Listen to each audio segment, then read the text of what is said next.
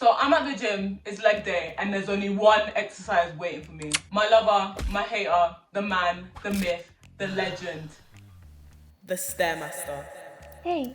There's something so satisfying to me about walking all over something with the name Master in it. But anyways, I've mounted the final slot next to 3 people getting into it. I pushed go and I started skipping 2 steps like a tryhard. Now, because I've got more nose than Pinocchio, I semi-start looking at the person next to me. They're not doing anything crazy, but they're doing something close to that. For 25 great British minutes, this person has been stepping up that machine. If you know anything about the gym, just know that that is a feat of greatness. I know so many people that will just get on the Stairmaster after 5 minutes, their legs are ready to divorce. So, what do I do with this information? I use it as fuel to my guilty pleasure. Every time I go to the gym, there's a set of games I like to play. Stay on the treadmill longer than that person, hold that rep longer than the person in front of me. And my favorite, do not get off the Stairmaster until the person next to me has left.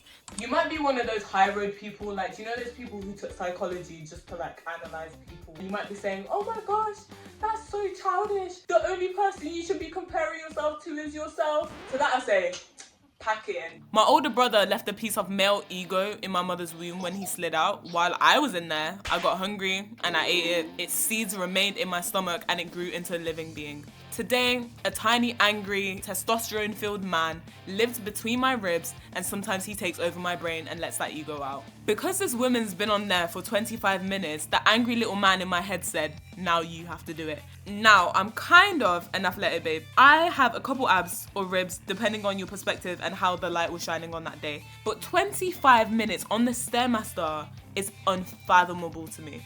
But now there's no choice. My ego has signed this contract in blood. So I get to climbing. I started off at a cheeky little level 4, nothing too shabby, just to get me in the mix. Now I'm looking at her in my peripherals. I'm thinking, I bet she's got like Shaolin warrior music on and she's got her eyes closed pretending she's climbing the guac.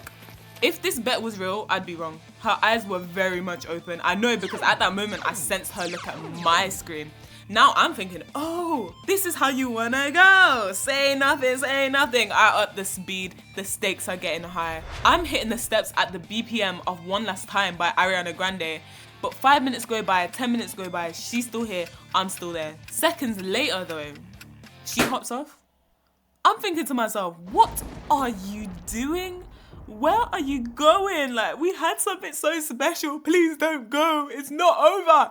Then I snap back into reality.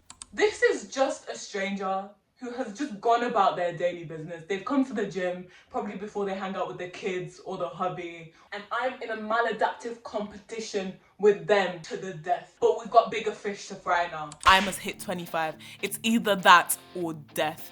It's time to lock in. My headphones are suctioned onto my ears. A shake is blasting so loud through my eardrums that it channeled my inner Terminator. My left knee started to complain. I told my right knee to tell him shut up. I'm 3 seconds away from 30 minutes. Then my heart shatters. I haven't put the song on. When I started going gym, I made a ritual to like play this one song before I got off the Stairmaster. You know when dogs do tricks because they know that they're gonna get a treat after? Same way my brain needs to hear non-stop from Hamilton the musical. It just gets me in the zone, you know? So I start this song, but we've got a problem.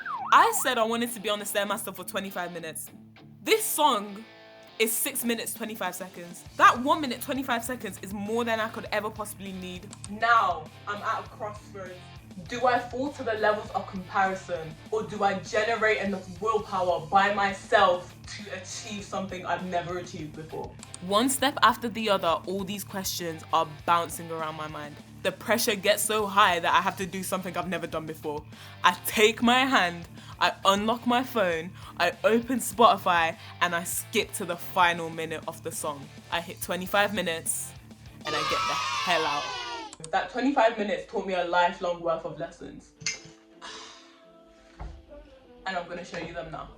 Comparison can be a tool to push you. Well, when you compare yourself to someone you admire and you see the person's position as achievable. In that case, it doesn't diminish you, it lights a fire in you that breeds action. It inspires the thought, if they can do it, why can't I?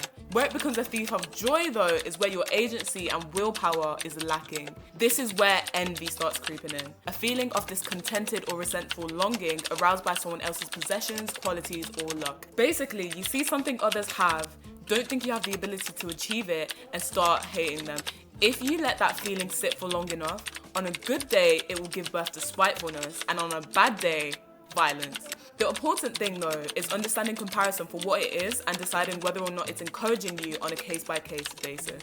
All I'm really trying to say is maybe comparison isn't as much of a thief of joy as we think it is. Anyways, have a really blessed week, and until next time, Alicia, the adult. Oh, my tongue was a bit white there, that's insane. Let me go brush my teeth.